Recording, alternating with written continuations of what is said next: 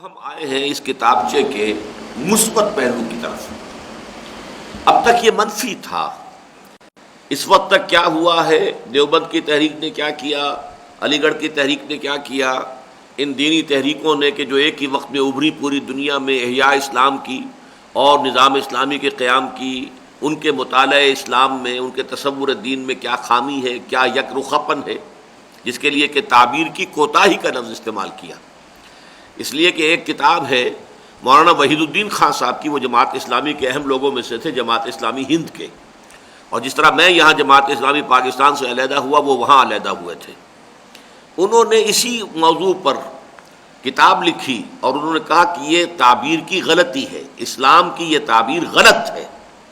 میرا موقف یہ ہے کہ غلط نہیں ہے، کوتاہی ہے۔ کوتاہ ہوتا ہے ایک چیز کہ جو اصل مقام تک نہ پہنچ سکے۔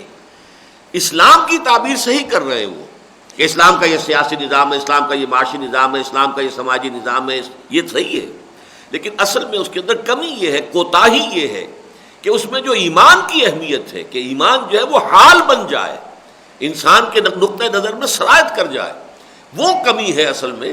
ورنہ یہ کہ جہاں تک تصور اسلام ہے، اوپر کی عمارت صحیح دیکھی ہے کہ یہ ڈرائنگ روم ہے اور یہ کچن ہے اور یہ باتھ رومز ہیں اور یہ بیڈ رومز ہیں، صحیح سوچ لیا ہے، لیکن اس کے نیچے جو ہے فاؤنڈیشن، اصل میں اس کی طرف ایمفیسس نہ ہونا، اس لیے میں نے اسے کہا ہے تعبیر کی کوتاہی۔ اب یہ ساری بحث کرنے کے بعد ہم آئے ہیں تو احیاء اسلام کی شرط لازم تجدید ایمان۔ اسلام کی بنیاد ایمان پر ہے، اور احیاء اسلام کا خواب ایمان کی عمومی تجدید کے بغیر کبھی شرمندہ تعبیر نہ ہو سکے گا۔ مسلمان ممالک کی سیاسی آزادی و خود اختیاری بھی یقیناً بہت اہم ہے، اور اس سے بھی ایک حد تک اسلام کی نشأت ثانیہ کی راہ ہموار ہوئی ہے۔ یہ ہم پہلے پڑھ چکے ہیں۔ اسی طرح اسلامی نظام زندگی کا تصور اور اس پر ایک بہتر نظام حیات ہونے کے اعتبار سے اعتماد بھی ایک حد تک مفید اور قابل قدر ہے، اور جن تحریکوں کے ذریعے یہ پیدا ہوا یا ہو رہا ہے، ان کی سعی و جہد بھی احیاء اسلام ہی کے سلسلے کی ایک کڑی ہے۔ یعنی اس میں نفی مطلق نہیں ہے۔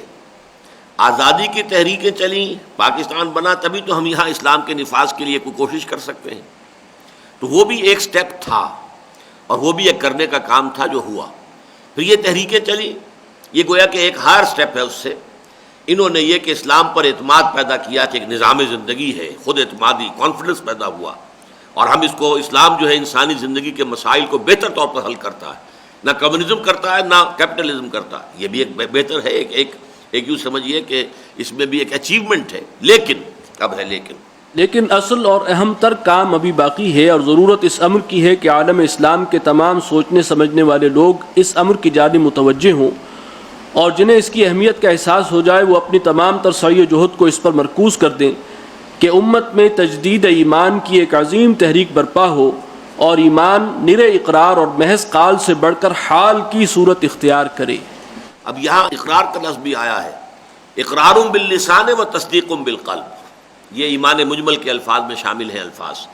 آمنت باللہ کما ہوا باسمائہ و صفاتہ و قبلت جمیع احکامہ، اقرار باللسان و تصدیق بالقلب۔ تو اقرار کے ساتھ یہ تصدیق قلبی، دل میں یقین کا پیدا ہونا۔ جب دل میں یقین پیدا ہو جائے گا تو پھر وہ حال بن جائے گا، صرف قال نہیں رہے گا۔ ایمان لا محالہ کچھ ماوراء الطبیعاتی حقائق پر یقین کا نام ہے۔ یا پھر وہی نوٹ کر لیجئے 3 verses 3، خدا، کائنات۔ ایمان کا تعلق خدا سے ہے، کائنات سے نہیں ہے۔ روح ورسس میٹر، ایمان کا تعلق روح سے ہے، میٹر سے نہیں ہے۔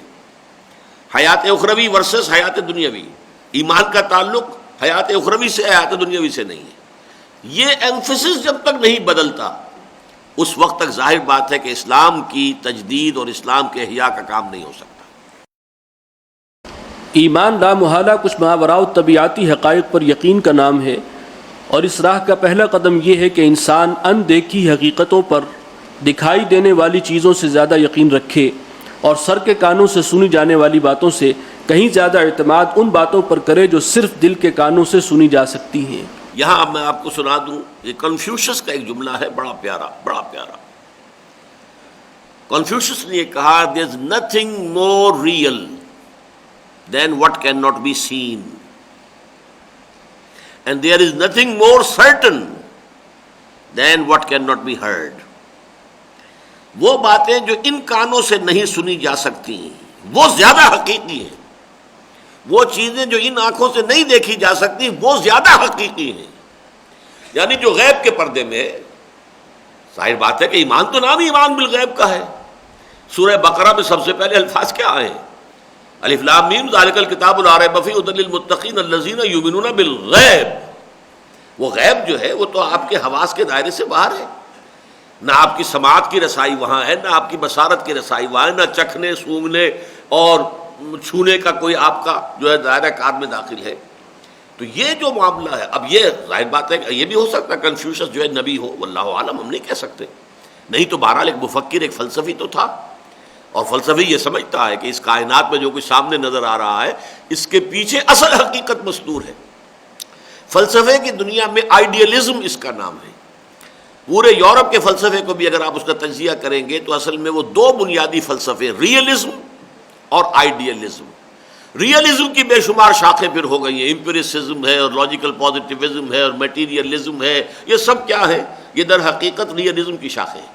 ہاں آئیڈیلزم جو ہے، جو در حقیقت سقراط کا تو ریئلزم ہے اور افلاطون کا آئیڈیلزم ہے، اس کا تعلق کچھ مذہب کے ساتھ جڑتا ہے.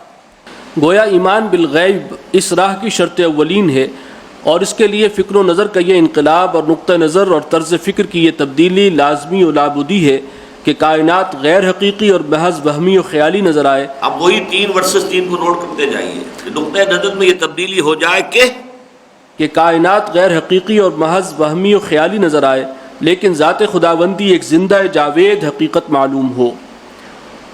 کائنات کا پورا سلسلہ نہ از خود قائم معلوم ہو، نہ کچھ لگے بندھے قوانین کے تابع چلتا نظر آئے، بلکہ ہر آن و ہر سمت ارادہ خداوندی و مشیت ایزدی کی کار فرمائی محسوس و مشہود ہو جائے. You should be able to feel it. You should be able to see کہ ہر جگہ اللہ تعالیٰ کی مشیت کار فرما ہے، اس کے اذن کے بغیر پتہ تک جنبش نہیں کرتا. یہ آپ کے ذہن کی کیفیت ہو جانی چاہیے. یہ آپ کے اندر جو ہے، آپ کی نفسیاتی جو ہے، یہ اس کی ساخت کا ایک جزو لا ینفک بن جانا چاہیے. مادہ حقیر و بے وقت نظر آئے لیکن روح ایک حقیقت کبریٰ معلوم ہو. انسان کا اطلاق اس کے جسد حیوانی پر نہ ہو بلکہ اس روح ربانی پر کیا جائے جس کی بدولت وہ مسجود ملائک ہوا. فَإِذَا سَوَّيْتُهُ وَنَفَخْتُ فِيهِ مِن رُوحِي فَقَعُوا لَهُ سَاجِدِينَ. ترجمہ یہ ہے کہ جب میں اسے پوری طرح بنا چکوں اور اس میں اپنی روح میں سے پھونک دوں تو گر جانا اس کے سامنے اس کے لیے سجدے میں. یہ 2 مرتبہ قرآن میں یہ الفاظ آئے ہیں کہ اللہ تعالیٰ نے انسان کی تخلیق سے پہلے ہی فرشتوں سے یہ کہہ دیا تھا، میں بنانے والا ہوں، ایک انسان بشر بنانے والا ہوں. فَإِذَا سَوَّيْتُهُ وَنَفَخْتُ فِيهِ مِن رُوحِي فَقَعُوا لَهُ سَاجِدِينَ. جب میں اس کو بالکل برابر کر دوں، نک سک سے درست کر دوں اور اس کی تکمیل کر دوں اور اس میں اپنی روح میں سے پھونک دوں تو گر پڑنا اس کے سامنے سجدے میں. تو معلوم ہوا کہ مسجود ملائک ہونا اس کی بنیاد تو وہ روح ربانی ہے جو پھونکی گئی ہے. اس روح ربانی کے پھونکے جانے سے پہلے جو حیولہ تھا یا جو بھی آدم تھا وہ تو مسجود نہیں تھا. مسجود تو در حقیقت وہ روح ربانی ہے کہ جو اس کے اندر پھونکی گئی. اب ہم اس روح ہی کو نہ مانیں کہ اس کا کوئی تشخص ہے، کوئی وجود ہے، تو ظاہر بات ہے کہ دین کی حقیقت سے تو پھر آدمی قریب آتا ہی نہیں. حیات دنیاوی فانی و ناپائیدار ہی نہیں بلکہ غیر حقیقی و بے وقت معلوم ہو، اور حیات اخروی ابدی و سرمدی اور حقیقی و واقعی نظر آنے لگے، اور اللہ تعالیٰ کی رضا اور خوشنودی کے مقابلے میں دنیا و مافیہ کی وقت حدیث نبوی صلی اللہ علیہ وسلم کے مطابق مچھر کے پر سے زیادہ محسوس نہ ہو. یہ دیکھیے، یہ بھی انسان کی کیفیت ہے. اب ہم جاتے ہیں، گزرتے ہیں، کوئی محل بنا دیکھا بہت عالی شان، تو ایک دفعہ تو ہمارے اعصاب کے اندر جو ہے نا تھر تھراہٹ پیدا ہو جاتی ہے نا، یہ کتنے خوش نصیب لوگ ہیں، کیسے کیسے کوٹھیاں، کیسے کیسے محل ان کو نصیب ہے. اگر ایمان ہو تو کچھ نہیں ہوگا، کوئی اثرات آپ پر نہیں ہوگا، کیونکہ دنیا بے حقیقت ہے، اس کی کوئی حقیقت ہی نہیں. حضور نے فرمایا کہ اگر دنیا و ما فیہا کی وقت اللہ کی نگاہ میں ایک مچھر کے پر کے برابر بھی ہوتی تو وہ کسی کافر کو یہاں سے ایک گھونٹ پانی بھی نہ دیتا. آپ نے غور کیا اس حدیث پر؟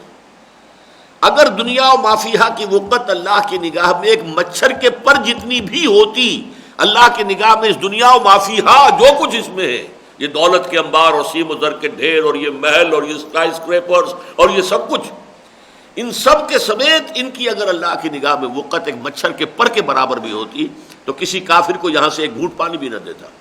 اللہ نے تو اس کو عام کیا ہوا کافروں کے لیے، کھاؤ پیو عیش کرو، دنیا کے سب کچھ دے رکھا، اس لیے کہ اس کی حیثیت ہی کوئی نہیں. بلکہ فرمایا گیا سورہ زخرف میں کہ یہ اگر اندیشہ نہ ہوتا کہ ساری دنیا کافر ہو جائے گی تو ہم تو ان کافروں کے لیے ایسے محل بناتے کہ ان کی چھتیں چاندی کی ہوتی، دروازے چاندی کے ہوتے، ان کے چھپر کھٹ چاندی کے ہوتے، بلکہ سونے کے ہوتے. وَزُخْرُفًا، لیکن یہ بھی سب کچھ ہمارے نزدیک بے حقیقت ہے، کوئی حیثیت ہی نہیں. یہ کیفیت اگر اب میری نہیں ہے تو پھر وہ ایمان کی حقیقت تو مجھے نصیب نہیں ہے. معلوم ہے کہ میرے فکر و نظر کے اوپر غلبہ تو یہی ہے کہ اصل اہمیت اس دنیا کی ہے، مال و دولت کی ہے، یہاں کے محلات کی ہے، یہاں کے آسائشوں کی ہے، یہاں کے عیش کی ہے. اگر یہ ہے حیثیت تو پھر ایمان بالآخرت کہاں ہے؟ وہ تو صرف ایک عقیدہ ہے، پوٹلی بندی ہوئی دماغ میں کہیں رکھی ہے یا زبان کے اوپر کہیں لکھا ہوا ہے، ٹیپ کی طرح آپ چلا دیتے ہیں تو وہ چل پڑتا ہے، الفاظ نکل آتے ہیں کہ آخرت کو ہم مانتے ہیں. اللہ اللہ خیر صلی اللہ. یہ بات اچھی طرح سمجھ لینے کی ہے کہ جب تک امت کے قابل ذکر اور مؤثر حصے میں نقطہ نظر کی یہ تبدیلی واقعتاً پیدا نہ ہو جائے، احیاء اسلام کی آرزو ہرگز شرمندہ تکمیل نہ ہو سکے گی. یہاں بھی نوٹ کیجئے کہ مؤثر اور قابل ذکر حصہ 100% کبھی ایسے نہیں ہوتے. 100% دور کے زمانے میں بھی ایسے نہیں تھے، کبھی نہیں ہوں گے ایسے. لیکن مؤثر، اور مؤثر وہ ہوتی ہے مائنارٹی. انقلاب دنیا میں جتنے بھی آئے مائنارٹی نے برپا کیے. روس میں ظاہر بات ہے کمیونسٹ میجورٹی میں نہیں تھے، اے مائنارٹی، چاہے وہ مونشویکس تھے یا بولشویکس تھے، مائنارٹی میں تھے، بٹ دے کریٹڈ ریولوشن. تو لیکن ایک مؤثر حد تک تعداد کا ہونا ضروری ہے. امت کے قابل ذکر اور مؤثر حصے میں نقطۂ نظر کی یہ تبدیلی واقعتاً پیدا نہ ہو جائے، احیاء اسلام کی آرزو ہرگز شرمندہ تکمیل نہ ہو سکے گی. عوام کی کشت قلوب میں ایمان کی تخمریزی اور آبیاری کا مؤثر ترین ذریعہ ایسے اصحاب علم و عمل کی صحبت ہے جن کے قلوب و اذہان معرفت ربانی اور نور ایمانی سے منور، سینے کبر، حسد، بغض اور ریا سے پاک، اور زندگیاں حرص، طمع، لالچ اور حب دنیا سے خالی نظر آئیں. اب یہ نوٹ کیجئے، بڑی اہم بحث آ گئی ہے. ایمان میں اب میں تقسیم کر رہا ہوں عوام کا ایمان اور خواص کا ایمان. خواص سے میری مراد ہے انٹلیکچوئلز، انٹیلیجنسیا. لیکن آپ انٹیلیجنسیا یا انٹلیکچوئل کی اپنے ذہن میں ایک تعبیر رکھتے ہیں، وہ پی ایچ ڈی کیا ہوا ہو، ایم اے کیا ہوا ہو، فلاں ہو. نہیں، ہر وہ شخص انٹلیکچوئل ہے جو کسی جذباتی اپیل کو تسلیم نہ کرے جب تک کہ اس کو کوئی دلیل نہ دی جائے، چاہے وہ ان پڑھ ہو. ایک شخص ان پڑھ ہے، چٹا ان پڑھ، لیکن یہ کہ آپ جذبات کے ذریعے سے اسے اپیل نہیں کر سکتے، اس سے کوئی بات منوا نہیں سکتے جب تک کہ وہ دلیل نہ دے. وہ دلیل مانگتا ہے، وہ ہے انٹلیکچوئل، وہ ہے در حقیقت انٹیلیجنسیا کا ایک حصہ. ان کے ایمان کا معاملہ اور ہے، عوام کے معاملات اور ہے. عام آدمی، ان کے لیے ایمان کی تحصیل کا ایک عام سب سے اہم ذریعہ کیا ہے، وہ یہاں بیان ہوا ہے. یہ عوام کی کشت قلوب میں ایمان کی تخم ریزی اور آبیاری کا مؤثر ترین ذریعہ ایسے اصحاب علم و عمل کی صحبت ہے. یہاں جو پھر اس کے بعد اس کی جو آئی ہے تفسیر بہت اہم ہے. نمبر 1، جن کے قلوب و اذہان معرفت ربانی اور نور ایمانی سے منور ہوں. نمبر 2، سینے کبر، حسد، بغض اور ریا سے پاک ہوں، اور زندگیاں حرص، طمع، لالچ اور حب دنیا سے خالی نظر آئیں. یہ 3 شرطیں اگر کچھ لوگوں میں پوری ہو جائیں تو ان کے وجود سے ایمان معاشرے میں پھیلتا ہے، عوام میں نفوذ کرتا ہے. جیسے آگ کی بھٹی کے سامنے آپ بیٹھیں گے تو حرارت آپ کو آ جائے گی، خود بخود پہنچ جائے گی. برف کی سیل کے قریب بیٹھیں گے تو ٹھنڈک جو ہے آپ تک خود بخود آ جائے گی. لہذا ایسے لوگوں کی صحبت جو ہے وہ عوام کے لیے ایمان کا بہت بڑا ذریعہ ہے. خلافت اعلیٰ منہاج النبوہ کے نظام کے درہم برہم ہو جانے کے بعد ایسے ہی نفوس قدسیہ کی تبلیغ و تعلیم، تلقین و نصیحت اور تربیت و صحبت کے ذریعے ایمان کی روشنی پھیلتی رہی ہے. یہ ہے وہ صوفیاء کرام، اولیاء اللہ، شیخ عبد القادر جیلانی، یہ جو ہمارے ہاں ہمارے اتنے قریب تھے، یہ پاک پٹن میں. اسی طریقے سے معین الدین اجمیری. یہ لوگ کون تھے؟ یہ ان تینوں کرائیٹیریا پر پورے اترنے والے، جن کے قلوب و اذہان معرفت ربانی اور نور ایمانی سے منور، سینے کبر، حسد، بغض اور ریا سے پاک، اور زندگیاں حرص، طمع اور لالچ اور حب دنیا سے خالی نظر آئے۔ لہذا ان کی صحبت سے، ان کے ذریعے سے آپ کو معلوم ہے کہ لوگوں کے اندر اسلام پھیلا، تبلیغ ہوئی۔ اور اگرچہ جب سے مغرب کی الحاد و مادہ پرستی کے زہر سے مسموم ہواؤں کا زور ہوا، ایمان و یقین کے یہ بازار بھی بہت حد تک سرد پڑ گئے۔ یعنی یہ جو حلقے ہوتے تھے کبھی صوفیاء کے، اب یہ بہت فعال نہیں رہے، اگرچہ نظر آتے ہیں کچھ، لیکن ان کے اندر نہ وہ تاثیر ہے نہ وہ جان ہے جو پہلے کبھی ہوتی تھی۔ حضرت نظام الدین اولیاء کا جو معاملہ تھا، ہزارہا لوگ ان سے تربیت پا کر نکلے ہیں، اور جا کر ہندوستان کے مختلف شہروں میں جا کر انہیں مراکز قائم کی، اب وہ نہیں رہا۔ کیوں کہ پوری دنیا پر مادہ پرستی کی چھاپ اتنی گہری ہو گئی ہے کہ اس کے نیچے ان چیزوں کا، ان پودوں کا پنپنا آسان رہا ہی نہیں۔ فضا جو ہے بحیثیت مجموعی جو ہے اس کے لیے سازگار نہیں۔ اور اگرچہ جب سے مغرب کی الحاد و مادہ پرستی کے زہر سے مسموم ہواؤں کا زور ہوا، ایمان و یقین کے یہ بازار بھی بہت حد تک سرد پڑ گئے، تاہم ابھی ایسی شخصیتیں بالکل ناپید نہیں ہوئیں جن کے دل روشن نور یقین اور نفس گرم حرارت ایمانی سے معمور ہیں۔ دل روشن اور نفس گرم، یہ علامہ اقبال کے ایک شعر سے ماخوذ ہے الفاظ۔ آزاد کی دولت، دل روشن، نفس گرم، محکوم کا سرمایہ فقط دیدہ نمناک۔ محکوم جو ہوتا ہے وہ تو ہر وقت جو ہے روتا ہی رہے گا، آنکھوں میں آنسو ہوں گے۔ آزاد انسان جو ہوتا ہے اس کا دل روشن اور نفس گرم، سانس کے اندر گرمی ہوگی، حرارت ہوگی، دل منور ہوگا۔ تو جن کے دل روشن نور یقین سے منور، یہ روشنی نور یقین سے ہو، اور نفس گرم جو ہے اس میں حرارت ایمانی ہو، جن کے دل روشن نور یقین سے اور نفس گرم حرارت ایمانی سے معمور۔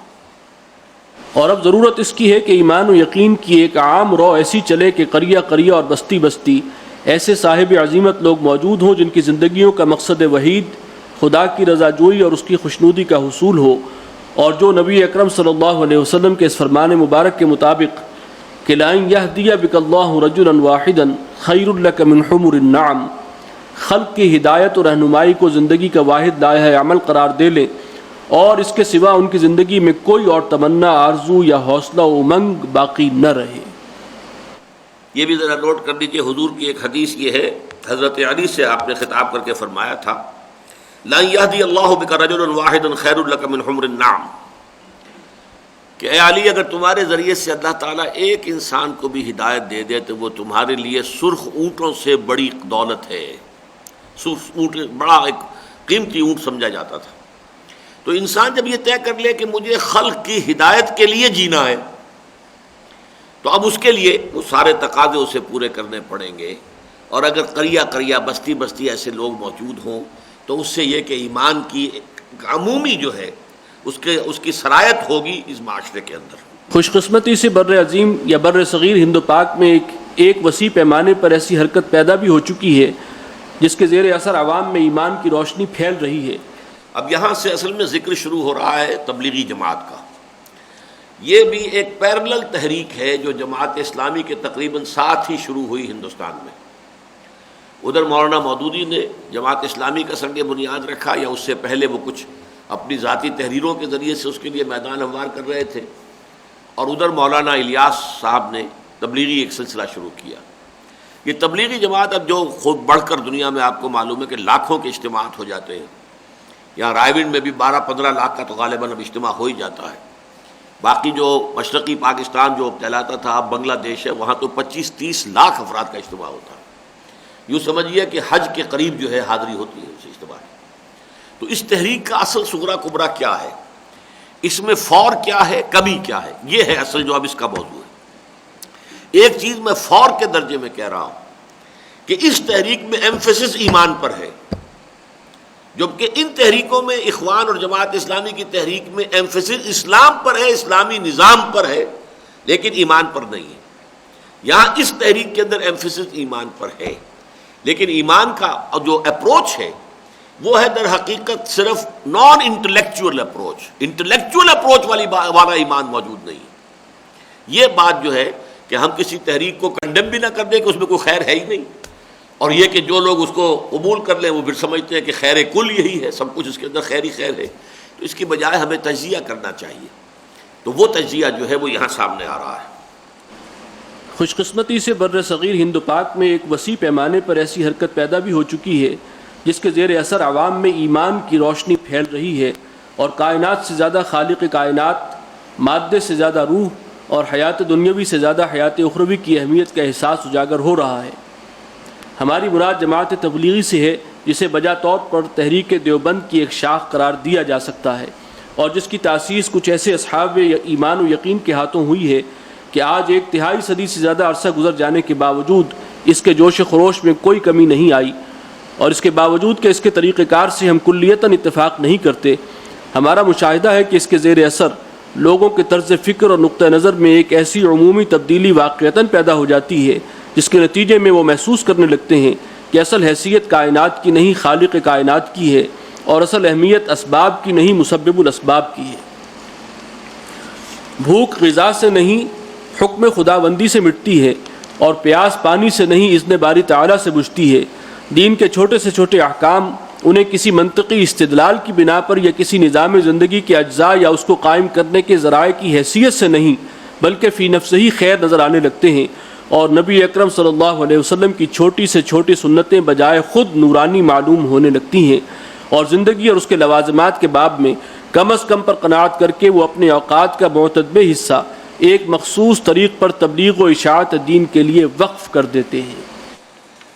تبلیغی جماعت کی یہ تعریف اور تحسین جو میں نے یہاں کی ہے، اگرچہ اب وقت کے دریا میں بہت سا پانی گزر چکا ہے، اور اس تحریر، یہ جو میری تحریر ہے اس کو بھی اب ثلث صدی، تو اس کو لکھے ہوئے ہو گئے، سن 67 کی تحریر ہے یہ، تو اب گویا کہ 34 برس ہو چکے ہیں اس کے لکھے ہوئے، تو اس میں یقیناً تحریکوں کے اندر کچھ نہ کچھ جو ہے تبدیلیاں آیا کرتی ہیں۔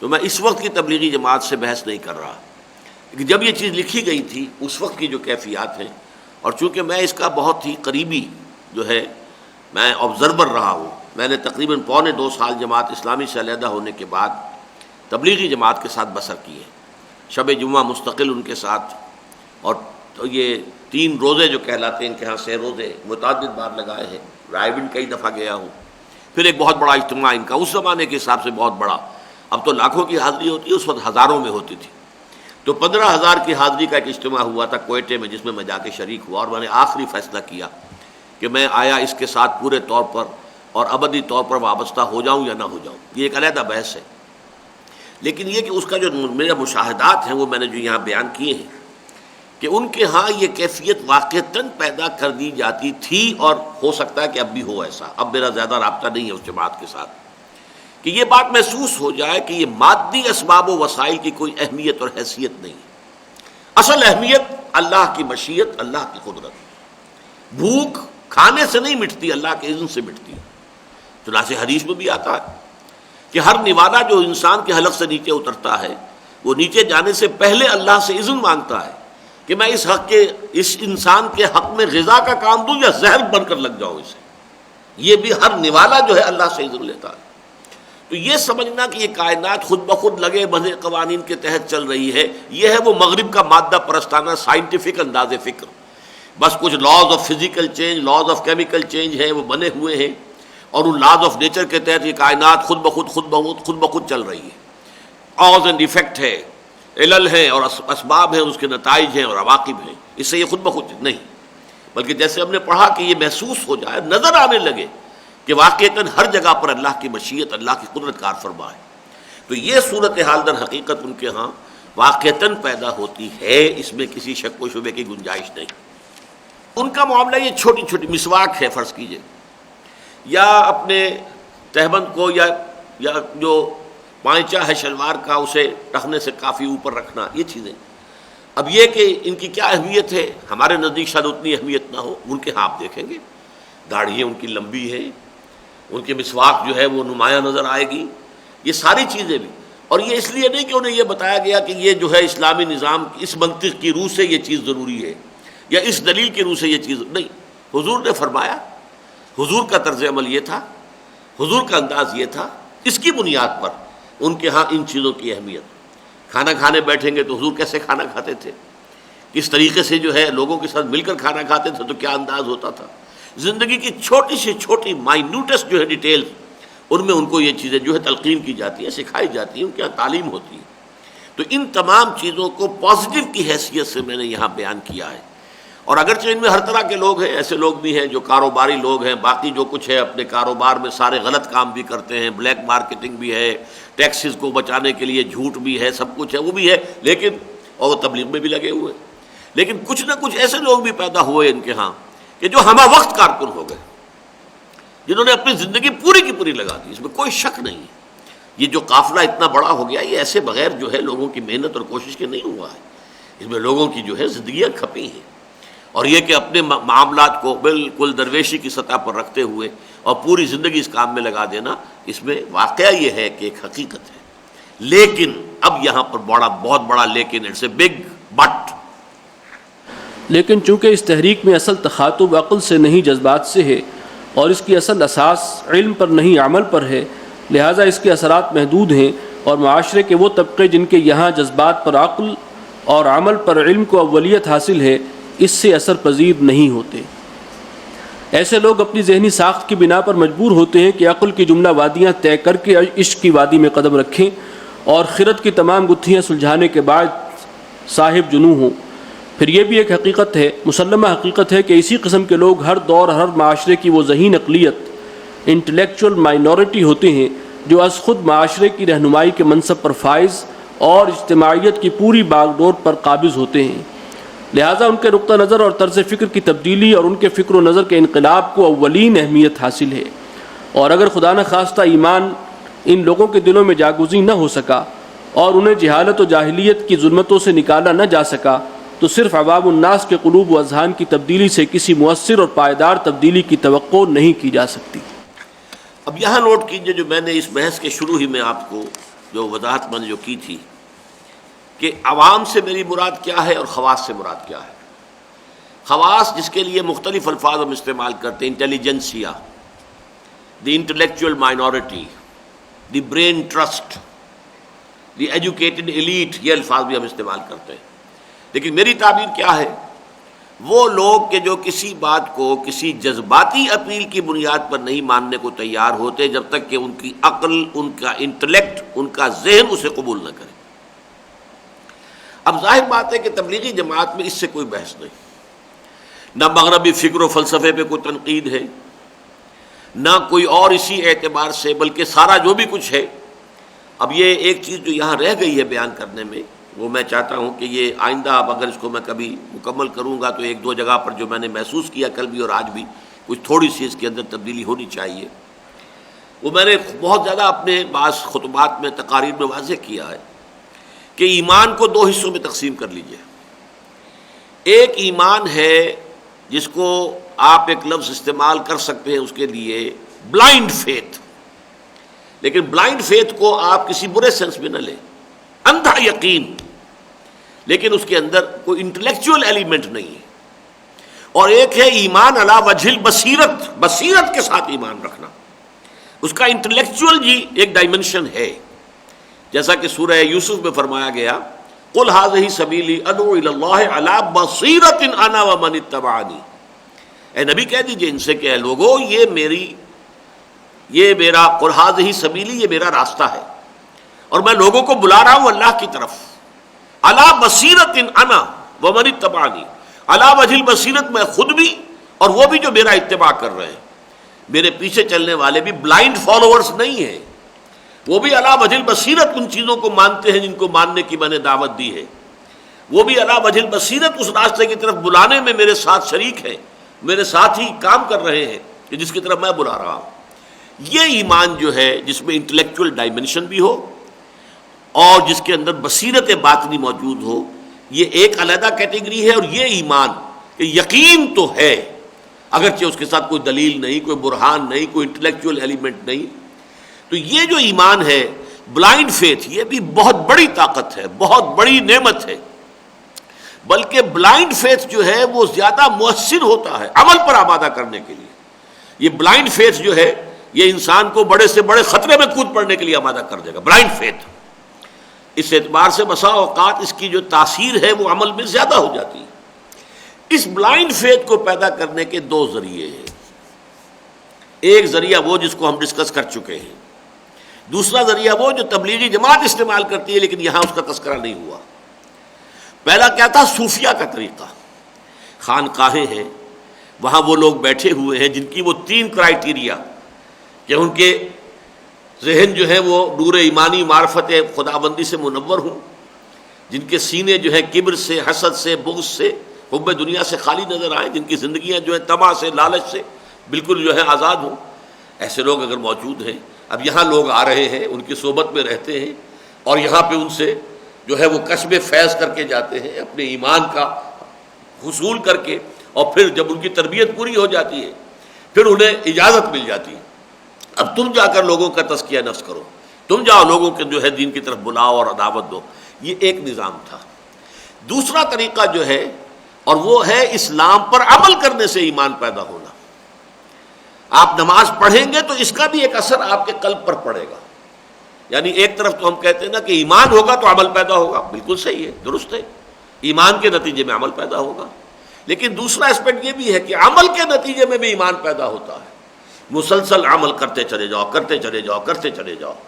یہ عمل جو ہے، اور اس کی اصل میں بحث جو ہے بڑی خوبصورتی کے ساتھ سورہ حجرات کے آخری حصے میں آئی ہے کہ اللہ تعالیٰ تم پر یہ احسان جتا رہا ہے، بل اللہ یمن علیکم ان ہداکم للایمان ان کنتم صادقین۔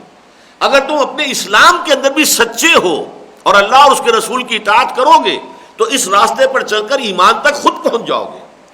تبلیغی جماعت نے راستہ کیا اختیار کیا ہے کہ ایک جذباتی اپیل کرتے ہیں، تقریر ہوتی ہے مسجد میں مغرب کے بعد، جس کے لیے وہاں کے ان کے ساتھی کارکن جو ہے لوگوں کو جا کر گھروں میں دعوت دیتے ہیں، بلا کے لاتے ہیں، بھائی کوئی بڑی دین کی باتیں ہوں گی، آؤ۔ اب جو لوگ بھی آ گئے ان کے سامنے تقریر ہوتی ہے، اس میں جو بھی ایمان کے حقائق ہیں وہ بیان ہوتے ہیں، کلمے کا مفہوم کیا ہے اور دین کی محنت کیا ہے اور دین کی محنت کرنے کے فضائل کیا ہیں۔ اس کے بعد یہ کہ ان سے کہتے ہیں وقت دو ہمیں، ایک چلہ بھائی کون لگانے کو تیار ہے۔ اب جو لوگ بھی اس وقت جذباتی طور پر جذبات اس طریقے سے مشتعل ہو گئے ہوتے ہیں اس تقریر کے ذریعے سے، سب کے تو نہیں ہوتے، ایک کچھ لوگ تو ہوتے، اچھا بھائی میرا نام لکھ لو، میں چلے کے لیے میرا نام ہے۔ اب وہ چلے 40 دن جو ہے انہیں رکھیں گے ایک خاص ماحول میں، ظاہر بات مسجد میں رہیں گے، 5 وقت کی نماز باجماعت پڑھی جائے گی، تکبیر اولیٰ کے ساتھ پڑھی جائے گی، فجر کے بعد ان کا جو ہے وہ تعلیم ہوگی، مسائل سکھائے جائیں گے، مغرب کے بعد پھر بیان ہوگا وہ سارے مسائل، سارے جو وہ تبلیغی جماعت کے بنیادی 6 اصول ہیں، 7 اصول ہیں، ان سب کی پھر وضاحت سامنے آئے گی تاکہ hammer it down, hammer it down, hammer it down ان کے ذہنوں کے اندر راسخ ہو جائے، پختہ ہو جائے۔ اور پھر یہ کہ رات کو بھی ایک عام فضا ہوگی، مسجد میں آپ سو رہے ہیں، کچھ لوگ اٹھ گئے ہیں تہجد کے لیے، اچھا بھلا آدمی جو ہے جو نہ بھی عادی ہو اٹھ جائے گا اس وقت، وہ تہجد کی نماز جو ہے اس سے بھی مستفید ہو جائے گا۔ یہ عمل ہے کہ جو 40 دن تک وہ متواتر کر رہا ہے وداؤٹ اینی انٹرپشن، اس سے ایک یقین کی کیفیت پیدا ہوتی ہے۔ یہ ریفلیکشن جو ہے عمل کے ذریعے سے، ایمان بذریعہ عمل، ایک ہے ایمان بذریعہ صحبت صاحب ایمان، ایسے لوگ ہوں کہ جن کے دلوں میں واقعتاً جیسے کہ بھٹی ہوتی ہے، ایمان کی بھٹی دہک رہی ہے ان کے دلوں کے اندر، تو ان کے پاس آپ رہیں گے تو اس سے خود بخود ایمان جو ہے سرایت کرے گا، جیسے حرارت جو ہے بھٹی سے نکل کر آپ تک پہنچتی ہے۔ اور ایک ہے ایمان بذریعہ عمل، اس عمل کے ذریعے سے ایمان کی کیفیت پیدا کرنا، یہ میتھڈالوجی ہے جو تبلیغی جماعت نے اختیار کی ہے۔ لیکن ان دونوں کے نتیجے میں جو ایمان پیدا ہوگا وہ ایمان کسی انٹلیکچول ایلیمنٹ سے خالی ہوگا۔ یہ دونوں طریقے جو ہیں انٹیلیجنسیا کو اپیل نہیں کرتے۔ انٹیلیجنسیا دلیل مانگتی ہے، برہان مانگتی ہے، سورہ کبریٰ چاہتی ہے۔ آپ اس کے غلط نظریات کی جب تک نفی دلیل سے نہیں کریں گے، محض آپ کے فتوے سے نہیں وہ مان لیں گے۔ آج کتنے لوگ ہیں سود کے فتوے کو ماننے کو تیار نہیں، ہمیں سمجھاؤ کیسے یہ غلط ہے اور کیسے اس کا آلٹرنیٹ نظام آپ لائیں گے۔ فتویٰ ہے، فتویٰ آپ نے دے دیا، لیکن یہ ہے کہ ہم تو چاہتے کہ سمجھایا جائے، یہ بات لوگ کہتے ہیں۔ اس حوالے سے اس انٹیلیجنسیا کا معاملہ یہ ہے، اب جو تیسرا نقطہ اس میں سامنے آیا ہے کہ بدقسمتی سے کسی معاشرے اور کسی قوم میں جو اجتماعی نظام ہوتا ہے اس کا دار و مدار اس انٹیلیجنسیا پر ہے، عوام پر نہیں ہے۔ یہ ایک اہم نقطہ ہے جس کو یہاں پہ بیان کیا گیا ہے بہت اختصار کے ساتھ، لیکن میں اس کو چاہتا ہوں وضاحت کر دوں۔ دیکھیے جیسے یہ میرا جسم ہے، 2 من سے زائد وزن ہے، اب اس میں دماغ ہے میرا ایک، کتنا ہوگا؟ آدھے سیر کا ہوگا، 3 پاؤ کا ہوگا، لیکن یہ دماغ میرے پورے وجود کو کنٹرول کرتا ہے۔ میرے ہاتھ میں طاقت ہے کسی شے کو پکڑنے کی، کس شے کو پکڑوں کس کو نہ پکڑوں یہ دماغ طے کرتا ہے۔ آنکھ نے یہ میسج پہنچا دیا ہے دماغ کو، یہ سانپ ہے، لکڑی نہیں ہے، اسے مت چھونا، اور دماغ سے یہ آرڈر پہنچ گیا ہاتھ کو۔ ہاتھ آگے بڑھ چکا تھا لیکن پھر پیچھے آ گیا، کیوں کہ دماغ سے حکم آ گیا واپس آ جاؤ، تم جسے لکڑی سمجھ رہے ہو یہ سانپ ہے، اس لیے کہ آنکھ نے جو سینس ڈیٹا تھے اس نے فیڈ کیا ہے دماغ کو کہ یہ سانپ ہے، لکڑی نہیں ہے۔ حاتم اللیل جسے کہتے ہیں، رات کے وقت لکڑیاں جو ہیں جو چنتے ہیں تو وہ سانپوں پہ بھی ہاتھ ڈال دیتے ہیں اور ڈسے جاتے ہیں۔ پھر حاتم اللیل اس لیے کہلاتا ہے، رات کے وقت جو لکڑیاں چنتا ہے اسے تو بہت خطرات جو ہیں درپیش ہو جائیں گے، اسے کیا پتا اس چیز کو میں نے ہاتھ لگایا ہے سانپ ہے کہ لکڑی۔ تو یہ جو ہے کہ کنٹرول یہ کر رہا، یہ میرے پاؤں مجھے لے کر چل سکتے ہیں، کدھر جاؤں کدھر نہ جاؤں یہ فیصلہ پاؤں نہیں کر سکتا۔ دس ڈیسیژن از ٹیکن ہیئر۔ تو میرے پورے وجود کو کنٹرول کر رہا ہے دماغ، میرے ہاتھ پاؤں حرکت کرتے ہیں اس دماغ کے تحت۔ بعین ہی یہ معاملہ ہے کسی کلیکٹیو آرگنزم، یہ جو کلیکٹیو سوسائٹی ہوتی ہے یہ بھی آرگنزم ہے ایک، اس کا ایک انٹلیکچوئل ٹرسٹ ہے، برین ٹرسٹ ہے، انٹیلیجنسیا ہے، وہ ڈائریکشن طے کرتا ہے کہ کدھر جانا ہے، پھر یہ ہاتھ پاؤں حرکت کرتے ہیں، بھاگتے ہیں، دوڑتے ہیں۔ تو پہلے جب تک انٹیلیجنسیا کے اندر کوئی نظریہ پروان نہ چڑھے، عوام جو ہے اس نظریے کو کبھی اختیار نہیں کریں گے، یا کریں گے تو اتنا نہیں کریں گے کہ جس سے انقلاب آ جائے۔ اسی لیے انقلاب جب بھی آتا ہے آپ کو معلوم ہے اس کے لیے پہلی شرط لازم یہی ہوتی ہے کہ انٹیلیجنسیا کے اندر ایک مضبوط نیوکلیس بننا چاہیے، وہاں سے پھر وہ فکر سرایت کرتا ہے۔ ہمارے ہاں مارکسزم، کمیونزم، داس کیپٹل کا فلسفہ، یہ کچھ انٹلیکچوئلز، کچھ شعراء، کچھ ادباء، کچھ افسانہ نویس، ناول نگار، ان لوگوں کے اندر سب سے پہلے آیا تھا، پھر ان کے ذریعے سے وہ عوام تک پہنچا، اور عوام میں پہنچا اس حد تک کہ استحصال جیسا ثقیل لفظ جو ہے، وہ خانچہ لے کر چلنے والا اور ریڑھی لے کر چلنے والا اور ٹانگا چلانے والا بھی استحصال کا لفظ استعمال کر رہا ہے۔ اتنا ثقیل لفظ، باب استفعال عربی زبان کا 8 ابواب میں سب سے مشکل، لیکن لفظ ہے ان کی زبان پر چڑھ گیا، استحصال۔ یہ کب ہوتا ہے؟ جبکہ پہلے وہ انٹیلیجنسیا کے اندر ایک نیوکلیس مضبوط بن چکا ہو، پھر وہاں سے وہ نظموں کے ذریعے، ڈراموں کے ذریعے سے اور طریقوں سے وہ چیزیں جو ہے عوام میں سرایت کر جاتی ہیں، پھر ایک انقلاب آتا ہے۔ یہ جو انٹیلیجنسیا ہے اس میں ایمان کے پیدا کرنے کا ذریعہ نہ تو یہ بھٹی ہے اور نہ یہ بائی ایکشن وہ کریں گے نہیں۔ آپ نماز کے لیے واعظ نصیحت کرتے چلے جائیے، وہ اس کو قبول ہی نہیں کریں گے جب تک کہ ان کے دل میں ایمان پختہ نہ ہو۔ ہاں ایک عام آدمی جو ہے جس کے دل میں نیکی سوئی ہوئی تھی وہ جاگ جائے گی، آپ کی وہ اپیل سے، آپ کی جذباتی اپیل سے وہ نماز شروع کر دے گا۔ لیکن جو انٹیلیجنسیا ہوتی ہے اس کے لیے میں یہ کہا کرتا ہوں کہ اس کے دل اور آپ کے درمیان اس کا دماغ حائل ہے۔ آپ اس کے دل تک پہنچنا چاہتے ہیں تو دماغ کے راستے سے جانا پڑے گا، پہلے اسے ذہناً مطمئن کریں گے تو اس کے دل تک اپروچ ہوگی۔ عوام جو ہوتے ہیں براہ راست ان کے دل پر بات پہنچ جاتی، کیوں؟ ان کے دماغ میں کوئی غلط فلسفے ہیں ہی نہیں، نہ انہیں یہ پتا ڈارونزم کس بلا کا نام ہے، نہ انہیں یہ پتا مارکسزم کس چڑیا کا نام ہے، نہ انہیں یہ پتا کہ لاجیکل پازیٹیوزم کو کیا بلا ہوتی، کچھ بھی نہیں۔ ان کے دماغوں میں کوئی خناس ہے ہی نہیں، کوئی نظریات ہے ہی نہیں۔ تو جیسے کلین سلیٹس ہوتی ہیں، کلین سلیٹ کے اوپر آپ جو چاہے لکھ دیں، لیکن اگر کسی سلیٹ پر پہلے کچھ لکھا ہوا ہے تو پہلے تو اسے صاف کرنا پڑے گا نا، پھر لکھیں گے۔ فرض کیجئے کہ وہ کسی ایسی شے سے لکھا ہوا آسانی سے نہیں مٹتا، چاک سے لکھا ہوا تو آسانی سے مٹا لیں گے آپ، لیکن کسی ایسی چیز سے لکھا ہوا ہے کہ جس کو تو بہت رگڑ کر پہلے آپ کو صاف کریں گے تو پھر کچھ لکھیں گے نا۔ لہذا یہ انٹیلیجنسیا جو ہے ان کے دلوں میں تو وہ خیالات ہیں، وہ نظریات ہیں، ان کے ذہنوں میں وہ فلسفے بیٹھے ہوئے ہیں، ڈارونزم بیٹھے ہوا ہے، فرائڈزم بیٹھا ہوا ہے، مارکسزم بیٹھا ہوا ہے، لاجیکل پازیٹیوزم بیٹھا ہوا ہے، ایگزسٹنشلزم بیٹھا ہوا ہے، یہ مختلف نظریات ہیں۔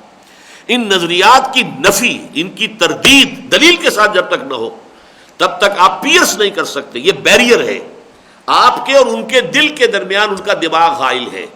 آپ ان کے دل کو اپروچ کر سکتے تھرو دیئر مائنڈس۔ پہلے مائنڈس کو مطمئن کیجئے، کنونس کیجئے، کم سے کم یہ کہ اس کے اوپر اگر مغرب کی مرغوبیت ہے اس مرغوبیت کو ختم کر دیجئے، تب اس کے اندر آمادگی پیدا ہوگی کہ آپ کی بات سنے اور پھر وہ دل کے اوپر اثر انداز ہو سکے گی۔ یہ کام جو ہے یہ تبلیغی جماعت کے ذریعے نہیں ہو رہا۔ اگر یہ کام ہو رہا ہوتا اور پھر یہ 30-30 لاکھ کے اجتماع ہوتے تو عظیم انقلاب کبھی کے آ چکے ہوتے۔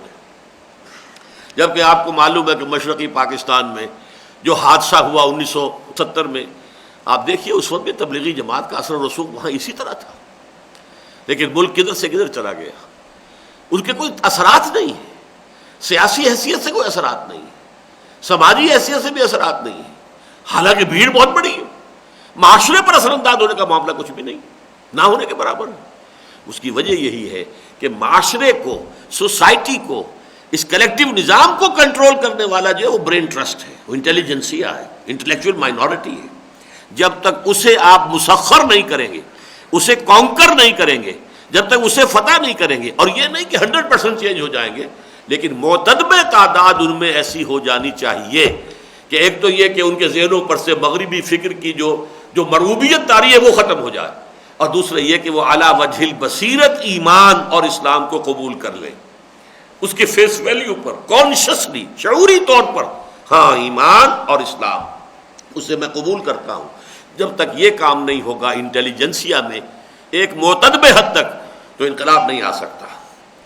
لیکن چونکہ اس تحریک میں اصل تخاطب عقل سے نہیں جذبات سے ہے اور اس کی اصل اساس علم پر نہیں عمل پر ہے، لہٰذا اس کے اثرات محدود ہیں، اور معاشرے کے وہ طبقے جن کے یہاں جذبات پر عقل اور عمل پر علم کو اولیت حاصل ہے اس سے اثر پذیر نہیں ہوتے۔ ایسے لوگ اپنی ذہنی ساخت کی بنا پر مجبور ہوتے ہیں کہ عقل کی جملہ وادیاں طے کر کے عشق کی وادی میں قدم رکھیں اور خرد کی تمام گتھیاں سلجھانے کے بعد صاحب جنوں ہوں۔ پھر یہ بھی ایک مسلمہ حقیقت ہے کہ اسی قسم کے لوگ ہر دور اور ہر معاشرے کی وہ ذہین اقلیت، انٹلیکچوئل مائنورٹی ہوتے ہیں جو از خود معاشرے کی رہنمائی کے منصب پر فائز اور اجتماعیت کی پوری باغ ڈور پر قابض ہوتے ہیں۔ لہٰذا ان کے نقطہ نظر اور طرز فکر کی تبدیلی اور ان کے فکر و نظر کے انقلاب کو اولین اہمیت حاصل ہے، اور اگر خدا نخواستہ ایمان ان لوگوں کے دلوں میں جاگزین نہ ہو سکا اور انہیں جہالت و جاہلیت کی ظلمتوں سے نکالا نہ جا سکا تو صرف عوام الناس کے قلوب و اذہان کی تبدیلی سے کسی مؤثر اور پائیدار تبدیلی کی توقع نہیں کی جا سکتی۔ جہالت اور جاہلیت، یہ جاہلیت جو ہے اسلام سے پہلے کے دور کو ہم دور جاہلیت کہتے ہیں، تو ہمارے نزدیک مغرب کی پوری تہذیب بھی جاہلیت ہے، حقیقت کے اعتبار سے جہالت ہے، چاہے یونیورسٹیاں ہیں اور بڑی بڑی یونیورسٹیاں ہیں اور علوم ہیں اور فنون ہیں، لیکن اس کائنات کی اصل حقیقتوں سے جاہل، جو خدا کو نہیں جانتا، جو روح سے واقف نہیں، جو حیات اخروی کو نہیں جانتا، اس سے بڑا جاہل کون ہوگا؟ اجہل ہے۔ تو یہ جو جہالت ہے اور جاہلیت ہے، دور جاہلیت، یہ جدید جاہلیت ہے، وہ قدیم جاہلیت تھی، اس میں وہ بت پرستی ہو رہی تھی اور وہ لات اور عزا اور منات کو پوجا جا رہا تھا۔ لیکن یہ کہ آج کی جاہلیت کچھ اور ہے، سائنٹزم، سائنس کے اعتبار سے جو بھی نظریات و افکار آتے ہیں اس کے حوالے سے اپنی زندگی کو استوار کرنا، یہ آج جاہلیت جدیدہ ہے۔ تو اس سے نکلنا جو ہے اس کے لیے ایک زبردست علمی تحریک کی ضرورت ہے۔ کرنے کا اصل کام، یہ بھی اس کتاب کے عنوان کا حصہ ہے، اسلام کی نشأت ثانیہ، کرنے کا اصل کام۔ یعنی ہم نے دو حصے کر لیے نا۔ پہلے تو یہ کہ ہماری آبزرویشن کہ اس وقت پوری دنیا میں پوزیشن ہے کیا، فکر مغرب کا ہماگیر استیلا، دی فرسٹ ٹائٹل، پہلا عنوان۔ نمبر دو، اس فکر مغرب کا ایسنس کیا ہے، بنیادی نقطہ نظر کیا ہے۔ 3 versus 3، خدا کی بجائے ایمفیسس، غور و فکر کا موضوع کائنات، روح کی بجائے جسم اور مادہ، حیات اخروی کی بجائے حیات دنیاوی۔ اب یہ کہ حیات دنیاوی پر غور و فکر کے نتیجے میں یورپ میں جو پھر اکتشافات ہوئے اور سائنس کی ترقی ہوئی تو پاور پروٹیسٹ ڈیولپ ہوا، پوری دنیا کے اندر وہ پھیل گئے، اور عالم اسلام خاص طور پر ان کا سب سے بڑا ہدف بنا، کیونکہ یورپ سے ملحق دونوں یہی تھے۔ اب چین تو بہت دور تھا، چاہے وہاں بھی پہنچ گئی وہ تہذیب، لیکن بہرحال امریکہ سے دور تھا اور یورپ سے دور تھا۔ لیکن ہم تو بالکل یوں سمجھیے کہ یہ 3 جو بر اعظم میں جس طرح جڑے ہوئے ہیں، وہاں پر مرکز میں جو ہے مڈل ایسٹ جسے کہا جاتا ہے وہ تو اسلام کا مرکز ہے۔ بہرحال اس کے نتیجے میں ہم نے دیکھ لیا کہ جو تحریکیں رد عمل کے طور پر اسلامی دنیا میں اٹھی، پہلے علمی سطح پر سر سید احمد خان اور ادھر مفتی محمد عبدہ، پھر نظام حیات کا تصور اور اس کو قائم کرنے کے لیے تحریکیں، احیائی تحریکیں، جماعت اسلامی اہم اور دوسری اہم اخوان المسلمون، ان کے تصور دین میں کیا خامی تھی، کیا کمی تھی، ان کا جو شفٹ آف ایمفیسس تھا وہ کس چیز پر تھا، اس ماورائی حقیقتوں پر اتنا نہیں تھا جتنا کہ ان حقیقتوں پر ہے۔ لہذا گویا کہ فائنل انالیسس میں وہ تحریکیں بے دینی سے زیادہ دنیاوی ہیں، اور وہ در حقیقت وہ ایک سوشو پولیٹیکل موومنٹس کی حیثیت رکھتی ہے۔ اس کے بعد ہم نے پازیٹیو سوچنا شروع کیا۔ اسلام کی بنیاد ایمان پر قائم ہے، ایمان ماورائی حقیقتوں کو ماننے کا نام ہے، دی انسین، ایمان بالغیب۔ جب تک ان حقیقتوں پر اتنا یقین نہ ہو، ایک معتدل تعداد میں ایسے لوگ نہ ہو جن کا حال بن چکا ہو ایمان، قال ہی نہ ہو، حال بن چکا ہو ایمان، جب تک یہ نہیں ہوگا وہ اسلامی انقلاب یا اسلامی نظام کی تعمیر اور اس کا دنیا کے اندر احیاء دوبارہ ممکن نہیں ہے۔ اب اس میں ہم نے غور کیا کہ اس کے اعتبار سے ایک تحریک تو تبلیغی جماعت کی ہمیں ایسی نظر آئی کہ جس میں ایمان پر ایمفیسس ہے، یہ اس کا پازیٹیو پوائنٹ ہے۔ البتہ وہ ایمان پر جو ایمفیسس ہے وہ ان انٹلیکچوئل ہے، اس میں علم پر کی بجائے عمل پر زور ہے، اور جذبات پر زیادہ زور ہے بجائے تعقل اور تفکر کے۔ اس لیے سوسائٹی کے وہ طبقات کہ جو در حقیقت اسے کنٹرول کرتے ہیں، جن کی حیثیت ہوتی ہے برین ٹرسٹ کی، جو ڈائریکشن طے کرتے ہیں کہ معاشرے کو کدھر جانا ہے، وہ اس دعوت سے، اس تحریک سے متاثر نہیں ہوتے۔ اگرچہ کلین سلیٹ والے لوگ جن کے دماغوں کے اندر کوئی زیادہ فطور نہ ہو، ان کے بہت سے لوگ جو ہیں ان کے گرد جمع ہو جاتے ہیں۔ یہاں پہ ایک نکتہ اور سمجھ لیجئے، عموماً جن لوگوں نے سائنس یا جو پروفیشنز ہیں، میڈیکل اور انجینئرنگ، یہ حاصل کیے ہیں، وہ تبلیغی جماعت کی طرف بہت زیادہ جاتے ہیں۔ اس کی وجہ کیا ہے کہ مغربی فکر سے ان کا براہ راست سابقہ پیش ہی نہیں آیا۔ مغربی فکر سے براہ راست سابقہ انہیں پیش آتا ہے جنہوں نے فلسفہ پڑھا ہو، سوشولوجی پڑھی ہو، پولیٹیکل سائنس پڑھی ہو، اکنامکس پڑھی ہو۔ یہ مضامین ہیں جنہوں نے پڑھے ہیں، ان کو تصادم محسوس ہوتا ہے کہ نظریات کچھ اور ہے، اسلام کچھ اور ہے۔ یہ کانفلکٹ جو ہے، اس سے ادھر جو ہے انجینئرنگ کا کیا ہے، اب یہ اتنا بڑا ہال ہے، اس کے لیے بیم جو ہے اس میں سریا کتنا ہونا چاہیے، کاؤنٹ کر لیجئے، حساب جوڑ لیجئے، ایکویشن بنی ہوئی ہے، اس میں کوئی نظریاتی بات نہیں آتی۔ لہذا یہ لوگ جو ہیں چونکہ کسی نظریاتی کشاکش میں مبتلا ہی نہیں ہوئے، لہذا گویا کہ کلین سلیٹ ہے اس اعتبار سے کہ نظریاتی طور پر ان کے دماغ کے اندر کوئی خناس نہیں ہے، کوئی غلط شے نہیں ہے۔ لیکن جن کے دماغوں پر ڈارونزم، فرائیڈزم یہ بیٹھا ہوا ہے، جنہوں نے سائیکالوجی پڑھی ہے، اب وہ کیا کرے گا؟ اور جس طریقے سے کہ جن لوگوں نے لاجیکل پازیٹیوزم پڑھا ہے، ایگزسٹینشلزم پڑھا ہے، وہ کیا کریں گے؟ لہذا سارا جو فطور دنیا میں اس وقت ہے وہ در حقیقت ان لوگوں کے ذریعے ہے کہ جو فکر اور فلسفے اور نظریات کے دنیا کے اندر رہتے ہیں۔ باقی یہ کہ سائنس، ٹیکنالوجی، کمپیوٹر ہے، اس میں کسی نظریے وظریے کا کیا سوال ہے؟ وہ تو ایک ہتھیار ہے، ایک آلہ ہے جس کو آپ استعمال کر رہے ہیں۔ یہی وجہ ہے کہ ایسی تمام تحریکوں کے اندر زیادہ تر لوگ وہ آئے ہیں جنہوں نے سائنس کی ایجوکیشن حاصل کی، اور جو لوگ گئے جو ہمارے ہاں سوشل سائنسز کہلاتی ہیں، ہیومینٹیز، ان کی اکثریت جو ہے وہ الحاد کا شکار ہو گئی۔ بنا بری وقت کی اہم ترین ضرورت یہ ہے کہ بنا بری پہلا لفظ اس کا، یعنی یہ اب نتیجہ ہے ان چیزوں کی بنیاد پر، بنا بری کہ دو باتیں ہم نے اب تک کیا ہوا ہے، اس میں کیا کمی رہ گئی ہے۔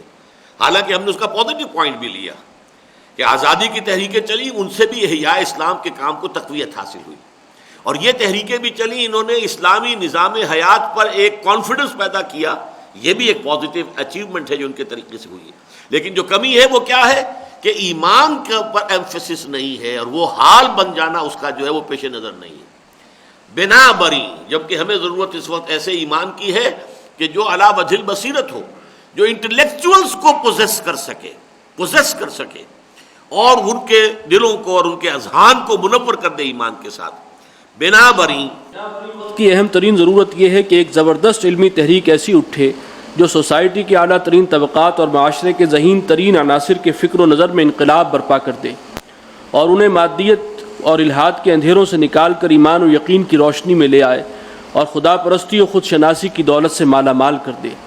خالص علمی سطح پر اسلامی دو الفاظ آئے ہیں یہاں پر، خدا پرستی اور خود شناسی۔ خود شناسی، اپنے آپ کو پہچاننا ہے، نور تجلی بھی اسی خاک میں پنہاں، غافل تو نرا صاحب ادراک نہیں۔ میں کیا ہوں؟ کیا میں نرا حیوان ہوں؟ انسان ہوں تو کس اعتبار سے ہوں؟ یہ بات جو قرآن مجید میں کہی گئی ہے سورہ حشر میں، وَلَا تَكُونُوا كَالَّذِينَ نَسُوا اللَّهَ فَأَنسَاهُمْ أَنفُسَهُمْ، ان لوگوں کے مانند نہ ہو جانا جنہوں نے اللہ کو بلا دیا تو اللہ نے انہیں اپنے آپ سے غافل کر دیا۔ کیا مانی اپنے آپ سے غافل کر دیا؟ جو اللہ سے غافل ہے کیا وہ اپنے جسموں سے غافل ہے؟ اپنے پیٹ کے تقاضوں کو پورا نہیں کرتے؟ اپنے جنسی تقاضوں کو پورا نہیں کرتے؟ ذرا سی پھنسی نکل آئے تو دوڑ کر ڈاکٹر کے پاس نہیں جاتے؟ ہر چیز کی توجہ ہے؟ نہیں، جس چیز سے غافل ہو گئے وہ ان کی اصل انا ہے، وہ روح ہے، وہ ان کی اصل خودی ہے جو اندر ہے، اس کو وہ بالکل بھلا بیٹھے کہ ہمارے اندر کوئی شے اور بھی ہے اس حیوان کے علاوہ۔ تو خدا پرستی اور خود شناسی، ان لوگوں کے مانند نہ ہو جانا جنہوں نے خدا کو بھلا دیا تو اللہ نے انہیں اپنے آپ سے غافل کر دیا۔ اسی لیے ایک حدیث بیان ہوتی ہے، من عرف نفسہ فقد عرف ربہ، جس نے اپنے نفس کو، اپنے آپ کو پہچان لیا اس نے اللہ کو پہچان لیا۔